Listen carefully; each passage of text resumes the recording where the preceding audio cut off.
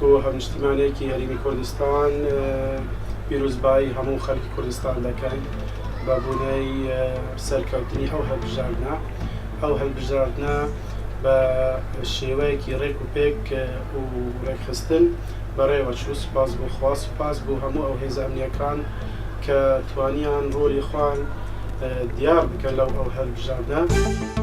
هەم وەکو دەنگدەر هەمیشەکو چاودێر لە تۆڕی شەمس کە بەشداریمان کرد لە هەڵبژاردننی پەرلەمانی کوردستان، ئەتوانین بڵێم کە ئەم هەڵبژاردنە وەکو هەڵبژاردنەکانی ڕابردوو نەبوو، لەبەرەوەی گۆڕانکاریەکی زۆر کرابوو. ئەتوانی بڵێنکەوە هەم لە ڕووی ئەوەی کە تەزویر زۆر کەم بوو، هەمیش لە ڕووی ئەوەی کە پرۆسەکە بەسەرکەوتوانە بەڕێوە چوو.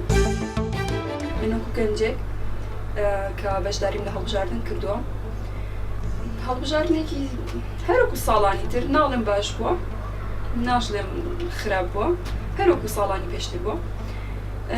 یعنی ئەوەی کە گرنگە ئێمە هەموو ینی وایە زۆربەی نەچوە بۆ دەنگدان، بەس ئەوەشی کە چوە ئەمەلێکی ماوە، یعنی ئەوەیە کە دوای هەڵبژاردن ئەو وعدانە ئەو بەڵێنانی کەیانە هیچ نەبێت با 150 بەنەسەر ئیتر بە کاندید بە ئافرێتەوە بە پیاوەوە، یعنی حەقا یعنی هیچ نەبێت بۆ گەنج، هیچ نەبێت بە هەلی کار، بەس ئەوەنە هەلی کار زیادکەن بۆ دەرچووی پەیمانگا، بۆ دەرچووی زانکۆکان.